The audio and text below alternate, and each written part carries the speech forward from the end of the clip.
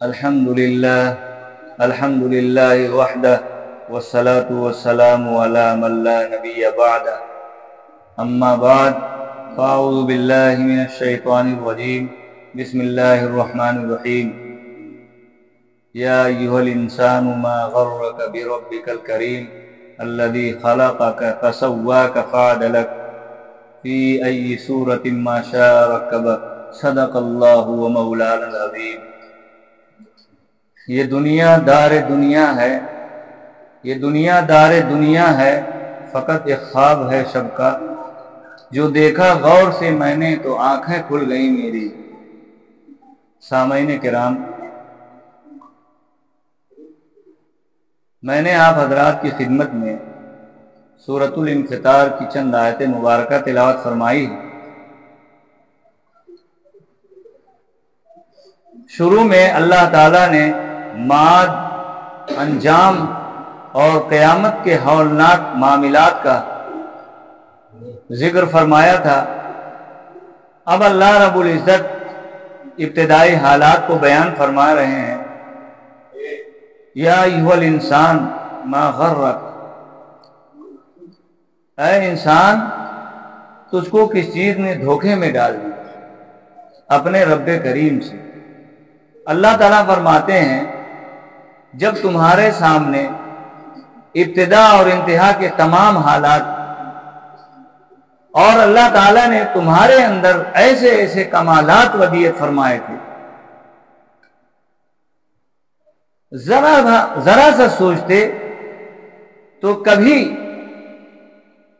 شریعت کی خلاف ورزی نہ کرتے، اللہ اور اس کے رسول کی اطاعت کرتے، لیکن اس کے باوجود اتنے سارے کمالات تمہارے اندر رکھنے کے باوجود تم نے دھوکہ اٹھا لیا، دھوکہ کھایا۔ اللہ تعالیٰ نے فرمایا الذی خلقک، اللہ تعالیٰ نے تجھ کو پیدا کیا، اور پیدا ہی نہیں کیا فسواک، ایک دم ٹھیک ٹھاک پیدا کیا، درست بنایا۔ اللہ تعالیٰ نے سارے اعضاء کو تناسب کے ساتھ ایک مناسب جگہ پر رکھا اللہ تعالیٰ نے، فسواک۔ اور اللہ تعالیٰ فرماتے ہیں لقد خلقنا الانسان فی احسن تقویم، سب سے اچھے سانچے میں ہم نے تم کو پیدا کیا، سب سے بہترین تخلیق تمہاری کی۔ الذی خلقک فسواک، ذرا آپ سوچیں، اللہ تعالیٰ نے دو ہاتھ بنائے، دیکھیں دونوں ایک برابر ہیں، دو پاؤں بنائے دونوں ایک برابر ہیں، اگر ایک پاؤں چھوٹا کر دیتے تو کیا ہوتا؟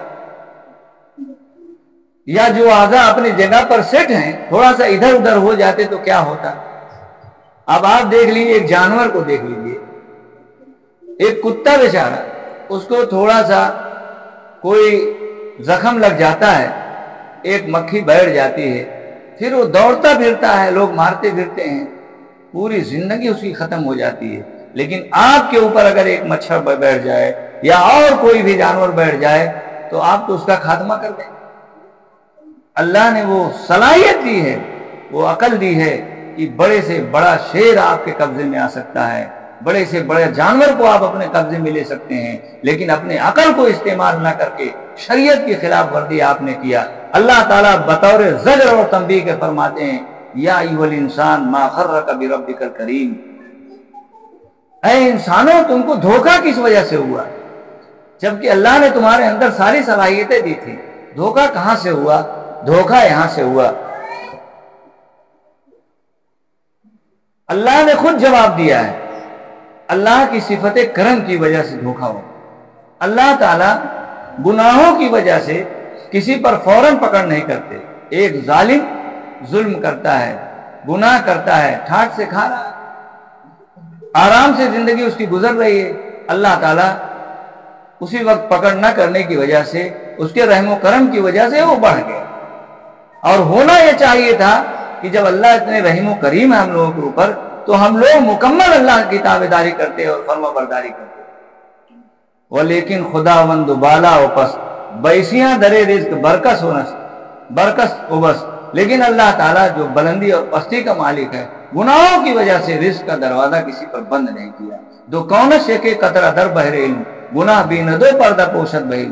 دونوں جہان، دو کونش ایک ایک قطرہ در بہر علم، اس کے علم کے سمندر میں دونوں جہان ایک قطرہ. گناہ دیکھتا ہے اللہ تعالیٰ اور پردہ پوشی کرتا ہے. اللہ تعالیٰ پکڑ نہیں کرتے. عدیم زمین سفرے عام ہوست، چے دشمن بری خواہ چے حکمہ چے دوست. پوری روح زمین اس کا عام دسترخوان ہے، کیا دشمن اس عام دسترخوان پر کیا دوست.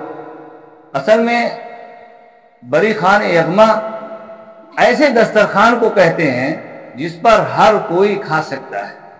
اگر برجفا پیشہ بشتافتے کہ از دست کہرش اما یافتے. اگر اللہ تعالیٰ ظالم پر یا گناہگار پر پکڑتا اللہ تعالیٰ اس کو، تو اس کے قہر کے ہاتھ سے، اس کے غصہ کے ہاتھ سے کون امان پاتا. تو میرے محترم و مکرم سامعین کرام، آپ اس بات کو سمجھیے، اللہ تعالیٰ نے آپ کو پیدا کیا اور ایک دم ٹھیک ٹھاک پیدا کیا. سارے اعضاء کو ایک مناسب جگہ پر رکھا. فاد الگ، پھر اللہ تعالیٰ نے اعتدال قائم کیا. مختلف مادوں سے پیدا کرنے کے بعد اللہ تعالیٰ نے معتدل مزاج انسان تیار کر دیا. خون ہے، بلغم ہے، صفرا ہے، سودا ہے. ان چاروں مادوں سے مل کر یہ الگ الگ ہیں. کسی میں سردی ہے، کسی میں گرمی ہے. اس کے باوجود بھی اللہ تعالیٰ نے ایک بہترین انسان بنا دیا. اب ہونا تو یہ چاہیے تھا جب حیت ایک تھی اور مزاج ایک تھا. فی ای صورت ما شاء رکبک، جیسے بھٹے والے اینٹ بناتے ہیں ایک سانچے میں، تو دیکھیے ساری اینٹ ایک قسم کی نکلتی ہے. ہونا یہ چاہیے تھا کہ ساری انسانیت ایک شکل میں ہوتی، لاکھوں کھربوں پدموں انسان سب ایک جیسے ہوتے. لیکن آپ دیکھیے کسی کے چہرے کو دوسرے چہرے سے آپ ملائیے تو کتنا فرق معلوم ہوتا ہے. چہرہ چھوڑ دیجئے، آپ ایک آدمی کا فنگر ملائیے، پھر دوسرے کا ملائیے، الگ الگ ہوگا. اور فنگر بھی چھوڑ دیجئے، آنکھ کا فنگر ملا کر دیکھ لیجئے، وہ بھی الگ الگ ہوگا. اور اگر انتقال ہو گیا اور آپ کو جلا کر راکھ کر دیا گیا، آپ کی ہڈی بچی ہے اور ڈی این اے ٹیسٹ ہو جائے تب بھی الگ الگ ہو جائیں گے.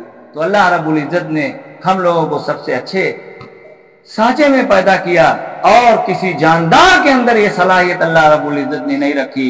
لیکن اس کے باوجود بھی ہم لوگ اللہ رب العزت کی اطاعت اور فرما برداری نہیں کرتے. اور یاد رکھیے، صرف اللہ رب العزت کے کام کا سہارا لے کر بہت بڑا دھوکہ ہے یہ. جبکہ اللہ میدان محشر میں 3 عدالتیں قائم ہوں گی. ایک عدالت تو کفر اور شرک کی ہوگی، اور دوسری عدالت جو حقوق العباد کی ہوگی، تیسری عبادت جو حقوق اللہ کی ہوگی. پہلی جو قائم ہوگا پہلا دربار جس میں فیصلہ کیا جائے گا، جو عدالت ہوگی کفر اور شرک، اس میں گناہوں، اس میں کوئی سنوائی نہیں ہوگی. کفر اور شرک کی وجہ سے جہنم میں پھینک دیا جائے گا. اور دوسری عدالت جو حقوق العباد کی ہے، اس میں بھی آپ کو سارے لوگوں کے حقوق کی معافی تلافی کرنا ہوگا. تیسرے اس میں کوئی سنوائی نہیں ہے. اور جو تیسری عدالت ہے جو حقوق اللہ سے متعلق ہے، تو اللہ تعالیٰ اس میں رحم و کرم کا عام دروازہ اللہ کی طرف سے کھلا ہوا ہوگا. اللہ اس میں اپنے حقوق کو معاف کرتے رہیں گے. لیکن یہ دھوکہ مت کھائیے دنیا میں کہ آپ کس طریقے سے گناہ کر رہے ہیں، اللہ کے حکم کے خلاف ورزی کر رہے ہیں. اس سے بہت بڑا نقصان ہوگا. بہرحال اگر آپ کرنا چاہیں، اگر آپ اس راستے پر آنا چاہے جس راستے پر اللہ رب العزت نے ہم کو حکم فرمایا ہے، تو بالکل آنا آسان ہے.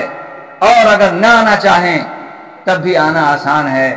جو آنا چاہو 1000 راستے، نہ آنا ہو تو ادھر ہزاروں. مزاج برہم طویل راستے، برستی بارش خراب موسم. آپ چاہیں تو 1000 بہانے کر کے اللہ سے دوری اختیار کر سکتے ہیں، اور اگر آپ چاہیں تو اللہ سے جڑ سکتے ہیں. ما کان للہ کان اللہ لہ. جو اللہ سے جڑ گیا تو سارا راستہ اس کا آسان ہو جائے گا. دنیاوی زندگی بھی آسان ہو جائے گی، اخروی زندگی بھی آسان ہو جائے گی. جنت تک جانے میں کوئی رکاوٹ نہیں ہوگی. بہرحال اللہ تعالی ہم لوگوں کو کہنے سننے سے زیادہ عمل کرنے کی توفیق عطا فرمائے. آمین. وآخر دعوانا ان الحمد للہ رب العالمین.